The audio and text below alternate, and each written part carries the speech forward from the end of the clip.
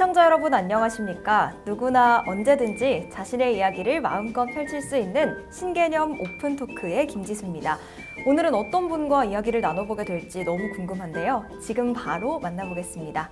안녕하세요. 네, 안녕하십니까. 네, 먼저 시청자분들께 간단하게 소개 한번 부탁드릴게요. 저는 마산에서 작업하고 있는 서영아가 이광용이라고 합니다.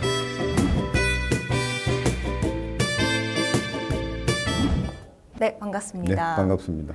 네, 작가님이 사실 학창 시절에 미술 공부를 정식으로 하지는 않으셨다고 들었습니다. 예. 그러면 미술을 어떻게 처음 시작하게 되셨나요? 어릴 때부터 이제 자연스럽게 네. 우리 책필이라는 게 있었어요. 네. 초등학교 들어가기도 전에. 네. 우리는 그 책필을 가지고, 책필이라는 게 돌로 좀 뭉쳐 있는데 아주 부드러운 돌이에요. 그 책필을 가지고 뭐 벽에도 낙서도 하고 그림도 그리고 또 바닥에도 그리고 지웠다 그리고 이런 어떤 그 행위들을 네. 자연스럽게 재미있어서 하기 시작을 했죠. 거기서 계기가 돼서 초등학교 6학년 때인가 네. 친구가 이 미술 학원을 이제 소개했어. 네. 거기서 이제 그림을 조금 그리기 시작하면서부터 자연스럽게 그림에 입문을 하게 됐죠. 네, 그렇게 미술을 점차 시작하시다가 18살 때 엄청 빠른 나이에 첫 개인전을 여셨습니다. 사실 10대 때 개인전을 여는 게 쉬운 일은 아니었을 것 같은데요. 예, 그거는 맞습니다. 그때 당시에 뭐 제가 아는 선생님도 반대를 하셨고, 근데 친구들이 모여서 네. 이제 도모를 했습니다. 네. 제가 이제 제일 먼저 개인전을 하고 또 다른 친구들도 연달아서 개인전을 하고 이런 어떤 우리가 도모를 했죠. 네. 그 계기로 해서 이제 다방을 하나 빌려가지고 개인전을 하게 됐죠. 그 당시에는 다방에서 개인전을 하는 게 주로 흔한 어른들도 다방에서 하셨고 자연스럽게 다방이 아니면 네. 개인전이 불가능했으니까 그 화랑이나 갤러리 같은 게 전혀 네. 전무했으니까 그 당시에. 그러면은 그때는 어떤 그림을 주로 전시를 하셨나요? 그때는 이제 화실에서 그림을 그리던 어떤 대생이라든지 또 아니면은 뭐 수채라든지 이렇게 했는데 네. 거기서 제가 이 전시 기억으로는 그 첫 개인전 때 주로 대생을 가지고 그 마른 맹태라든지 항아리라든지 뭐 꽃이라든지 네. 대생을 가지고 이제 이 전시를 개인전을 했던 게 기억이 아주 또 새록새록해요. 네. 생생하기도 하고. 그러면 반응은 좀 좋았나요? 그 친구들끼리 이제 우리가 네. 이 어떻게 보면 축제죠. 친구들의 어떤 축제죠. 네. 그 반응이 좋고 안 좋고를 떠나가지고 그때 당시에 너무 어리니까 어떤 뭐 그림이라는 게 뭐 이렇다 저렇다 뭐 이야기할 수 있는 단계는 아닙니다. 그쵸. 그때 당시는 다 배우기도 하고 네. 또 우리가 습득하기도 하고 또 수련하기도 하고 그래서 그 어떤 찰나에 이제 한번 우리가 터뜨려 보자. 네. 그래서 우리 쉽게 말하면 청년들의 반란이죠. 네. 사실 좋아하는 친구들과 또 좋아하는 그림을 같이 전시해서 보는 게 참 행복하셨을 것 같습니다. 그렇죠. 지금도 그림은 행복하지 않습니까? 네, 그렇죠. 이야기를 듣다 보니까 벽에다 그림을 그리셨던 시절부터 민중미술 그리고 지금의 미술까지 작가님의 그림에는 역사가 담겨 있다는 생각이 드네요. 네. 네, 감사합니다. 네, 그러면 지금 김해에서 작가님의 개인전이 또 열리고 있잖아요. 예. 어떤 작품을 전시하시는지 또 전시회 일정은 어떻게 되는지 소개 한번 부탁드릴게요. 지금 남영아돌 갤러리에서 네. 1월 5일부터 2월 5일까지 한 달간 초대전입니다. 네. 초대전을 받았는데 2000년도 초에 이 고인돌 시리즈라든지 고인돌이라든지 지금은 이제 우리가 추억을 소환한다 이래가지고 네. 오두막과 오두막과 강토 네. 마지막에 강토라는 그 폭넓은 어떤 백두대간 네. 이라고 볼 수 있죠. 백두대간의 한 덩어리를 강토라고 우리가 할 수밖에 없죠. 네. 그 강토에 대해서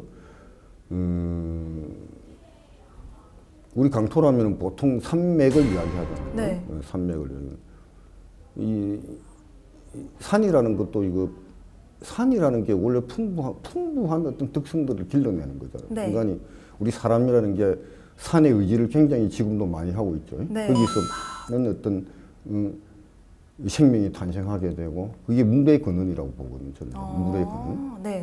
그래서 우리가 보통 산봉우리만 가지고 이야기를 많이 하는데 이 산이라는 것은 무지막지하게 그 땅에 대한 농단이 하나도 없어요. 그 산봉우리가 중요하면 낮은 구릉도 중요해요. 그 낮은 구릉에서 우리는 그 기슭에서 살기도 하고 물을 넣기도 한단 말이에요. 그 물이라는 생명의 근원이잖아요. 네. 이 그림이라는 게 인간 이전의 어떤 어느 이전의 원류거든요. 네. 그림이라는 게. 그러니까 그런 어떤 그 원천적인 것들을 이제 끄집어내서 그림으로서 형성화시키는 그런 작업들이 제 작업이에요. 전통과 부족하지만은 세월이 담긴, 네. 그 부단히 수련과 노력을 할 수밖에 없지. 그렇겠네요. 네. 그러면 이 전통과 세월이 담긴 예. 이 전시를 보러 가시고 싶으신 분들은 빨리 서두르셔야 할 것 같습니다. 네. 2월 5일까지다 보니까. 네. 그러면 또 고인돌에 대해서 작품을 그리신 적이 있다고요? 그래 유네스코 그때 네. 이 등재됐을 때 세계 네. 글성문화 축제가 강화하고 고창에서 네. 강화도하고 전북 고창에서 열리게 되거든요. 네. 그때 또 거기는 관계자로부터 이제 초대를 받게 됩니다. 우연찮게 초대를 받은 그 이전에 고인돌을 작업을 했었죠. 네. 유네스코가 언제 이 행사를 한다고. 네. 그래서 그 그림을 또다시 큰 품을 받았어. 그래서 유네스코 관계자들하고 같이 전시를 했죠. 어떤 그림이었나요? 그때 다 고인돌입니다. 고창 고인돌하고 화순 고인돌, 그다음에 고령 고인, 경북 고령 고인돌, 그리고 홍성에 있는 홍성 고인돌, 네. 그 지역의 대표적인 가장 잘생긴 고인돌만 뽑아서 제가 그림을 그리죠. 네. 너무 멋있었을 것 같습니다. 네. 네. 그러면 작가님 마지막으로 앞으로의 활동 계획 한번 말씀해 주시겠어요? 제가 지금 작업실은 마산이지만은 계속 한 공백 기간도 있었지만 약 한 40년 동안 서울서 발표를 하게 되고 그 한강미술관인 데가 있습니다. 1980년 초부터 네. 그 미술관에서 많은 작가들을 배출을 했네요. 형상미술의 작가들을. 네. 거기서 자연스럽게 동인 활동을 하게 되면서 또 서울에서 왕성하게 한 6년간 그들과 동인으로서 또 활동을 하게 돼요. 네. 자연스럽게 이제 그렇게 그 미술관이 굉장히 많은 그 좋은 작가들을 배출을 했죠. 지금은 이제 사라지고 없지만은 앞으로는 이제 강토라는 어떤 그 우리 땅, 네. 우리 땅에 대해서 네. 원래 제가 토종이라서 어느 그 시인은 토종은 맛있다, 토종은 힘이 세다, 토종은 아름답다. 네. 그런 또 이야기를 그 하는 어떤 시인도 있어가지고 그 굵기를 한 줄로 한 줄의 실로 묶으면은 그것이 바로 토종이다. 네. 그런 결론을 이제 이게 토종 우리 땅 우리의 어떤 음식 네. 그런 것들의 어떤 바탕이지. 그 바탕이다. 네. 그 바탕을 떠날 수가 없지요. 네. 그 조선 사람으로서는 떠날 수가 없지 않습니까? 그렇죠. 네. 그럼 앞으로도 그걸 계속 그렇죠. 그리시고 그 탐구하실 어떤 계획이신 그런 거죠? 네. 우리 땅, 우리 지질, 우리의 것들을 이제 토종에 대한 어떤 탐구를 네. 끊임없이 창출해내면서 연작과 이제 대작의 이제 작업에 들어가야 되겠죠. 네, 알겠습니다. 앞으로의 멋진 활동도 함께 응원하겠습니다. 감사합니다. 네, 오늘 말씀 고맙습니다.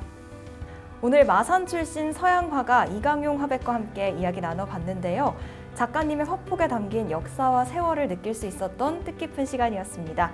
그럼 저희는 오늘 시간 여기서 마무리하겠습니다. 함께 해주신 여러분 고맙습니다.